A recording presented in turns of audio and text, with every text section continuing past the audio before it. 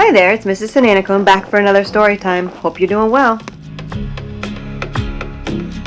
Today's story is about an animal that's often misunderstood. Sometimes people think they're creepy or they suck blood. Can you guess what animal we're going to be learning about today? If you guessed bats, you're right. And so to learn more facts about bats, I looked at a non-fiction book, that means it's not fake, for information about bats. And the one I got a lot of facts from is called Bats by Michael George. One interesting fact is that bats belong to a group of animals called mammals. And people and cats and dogs are mammals too. Mammals have hair or fur all over their bodies. Bats come in many shapes and sizes, and there are almost 1,000 different kinds of bats that live in almost every country of the world. Bats eat a lot of different things. Many of them eat bugs, which is wonderful for us because they eat mosquitoes. But some eat nectar from plants or fruit, and in a minute you'll see one that's actually catching a fish. You might have already known that bats sleep hanging upside down, and you often don't see them because they're nocturnal, which means they sleep during the day and they're active at night. Bat wings also help them stay warm or cool down, and I got this fact from Bats Biggest Littlest. It's a nonfiction book by Sandra Markle. The next picture is of a vampire bat baby, and vampire bats are probably the reason that bats have a bad name. They do drink blood, but they don't drink a whole lot of it, and it's a little bit like a mosquito.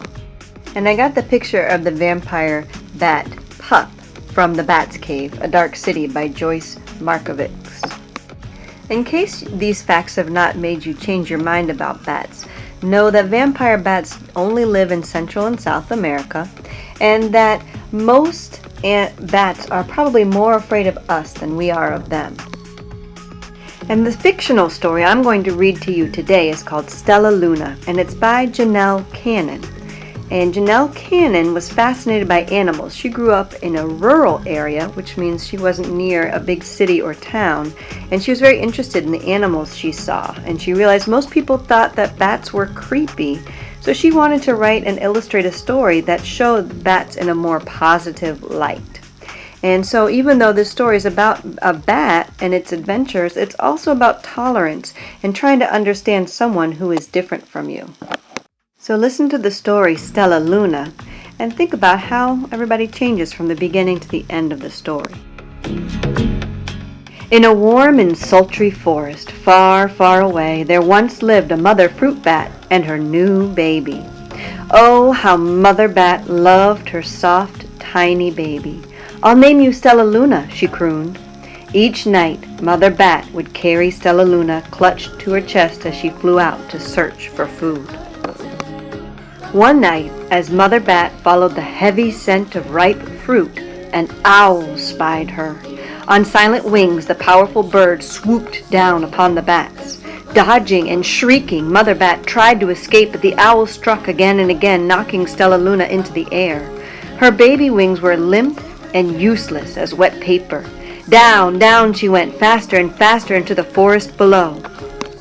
The dark, leafy tangle of branches caught Stellaluna as she fell. One twig was small enough for Stellaluna's tiny feet. Wrapping her wings about her, she clutched the thin branch, trembling with cold and fear. "Mother!" Stellaluna squeaked. "Where are you?" By daybreak, the baby bat could hold on no longer. Down, down again she dropped. Flump! Stellaluna landed headfirst in a soft, downy nest, startling the 3 baby birds who lived there. Stellaluna quickly clambered from the nest and hung out of sight below it. She listened to the babble of the 3 birds. "What was that?" cried Flap. "I don't know, but it's hanging by its feet," chirped Flitter. "Shh! Here comes Mama," hissed Pip. Many, many times that day, Mama Bird flew away, always returning with food for her babies. Stellaluna was terribly hungry, but not for the crawly things Mama Bird brought. Finally, though, the little bat could bear it no longer. She climbed into the nest, closed her eyes, and opened her mouth. Plop! In dropped a big green grasshopper. Stellaluna learned to be like the birds. She stayed awake all day and slept at night. She ate bugs even though they tasted awful. Her bat ways were quickly disappearing except for one thing. Stellaluna still liked to sleep hanging by her feet. Once when Mama was away, the curious baby birds decided to try it too. When Mama Bird came home, she saw 8 tiny feet gripping the edge of the nest. "Eek!" she cried. "Get back up here this instant. You're going to fall and break your necks." The birds clambered back into the nest, but Mama Bird stopped Stellaluna. "You are teaching my children to do bad things. I will not let you back into this nest unless you promise to obey all the rules of this house." Stellaluna promised. She ate bugs without making faces. She slept in the nest at night, and she didn't hang by her feet. Stellaluna behaved as a good bird should. All the babies grew quickly. Soon the nest became crowded. Mama Bird told them it was time to learn to fly. One by one, Pip, Flitter, Flap, and Stellaluna jumped from the nest. Their wings worked. "I'm just like them," thought Stellaluna. "I can fly too." Pip, Flitter, and Flap landed gracefully on a branch. Stellaluna tried to do the same. You don't wanna say, but you do say. That's what bothers me. Can't come back at another time. I'm a good man on a different track. You do say, you don't wanna say, but you do say. That's what bothers me. How embarrassing. "I will fly all day," Stellaluna told herself. "Then no one will see how clumsy I am." The next day, Pip, Flitter, Flap, and Stellaluna went flying far from home. They flew for hours, exercising their new wings. "The sun is setting," warned Flitter. "We had better go home or we will get lost in the dark," said Flap.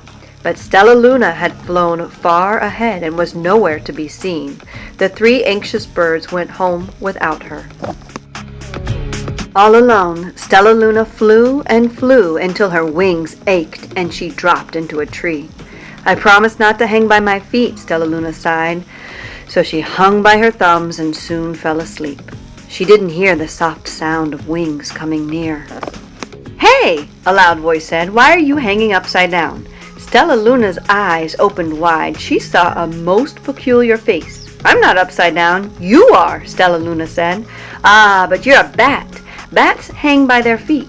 You are hanging by your thumbs, so that makes you upside down."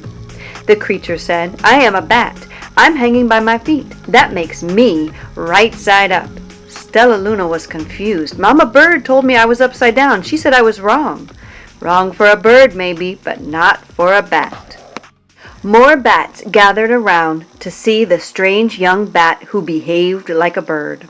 Stellaluna told them her story. "You ate bugs?" spluttered one. "You slept at night?" gasped another. "How very strange," they all murmured. Wait, let me look at this child." A bat pushed through the crowd. "An owl attacked you?" she asked. Sniffing Stellaluna's fur, she whispered, "You are Stellaluna. You are my baby." "You escaped the owl?" cried Stellaluna. "You survived?" "Yes," said Mother Bat as she wrapped her wings around Stellaluna. "Come with me and I'll show you where to find the most delicious fruit. You'll never have to eat another bug as long as you live." "But it's nighttime," Stellaluna squeaked. "We can't fly in the dark or we will crash into trees." "We're bats," said Mother Bat. "We can see in darkness. Come with us." Stellaluna was afraid, but she let go of the tree and dropped into the deep blue sky. Stellaluna could see. She felt as though rays of light shone from her eyes. She was able to see everything in her path. Soon the bats found a mango tree and Stellaluna ate as much of the fruit as she could hold. "I'll never eat another bug as long as I live," cheered Stellaluna as she stuffed herself full. "I must tell Pip, Flitter, and Flap." The next day, Stellaluna went to visit the birds. "Come with me and meet my bat family," said Stellaluna. "Okay, let's go," agreed Pip. They hang by their feet and they fly at night and they eat the best food in the world, Stellaluna explained to the birds on the way. As the birds flew among the bats, Flap said, I feel upside down here. So the birds hung by their feet. Wait until dark, Stellaluna said excitedly. We will fly at night. When night came, Stellaluna flew away. Pip, Flitter, and Flap leapt from the tree to follow her. I can't see a thing, yelled Pip. Neither can I, howled Flitter. Aye, shrieked Flap. They're going to crash, gasped Stellaluna. I must rescue them. Stellaluna swooped about, grabbing her friends in the air. She lifted them to a tree and the birds grasped a branch. Stellaluna hung from the limb above them. We're safe, said Stellaluna. Then she sighed. I wish you could see in the dark too. We wish you could land on your feet, Flitter replied. Pip and Flap nodded. They perched in silence for a long time. How can we be so different and feel so much alike, mused Flitter. And how can we feel so different and be so much alike, wondered Pip. I think this is quite a mystery, Flap chirped. I agree, said Stellaluna, but we're friends, and that's a fact. And that's the end of our story. What did you think? Did the story help you appreciate bats more? I know I learned some things when I was thinking about this story, about fruit bats and mama bats and how bats and birds are similar and different. So that's all for this week.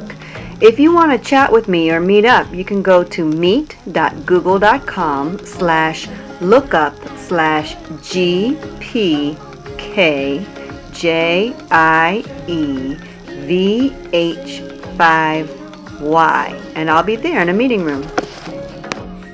But I'll only be there for the time that our encore is until a little bit after. So if I miss you, I'll see you next time. I'll also put the link in the description for this video so you can find it there. Until next time, remember that I love you. See you soon. Keep reading good books and be safe.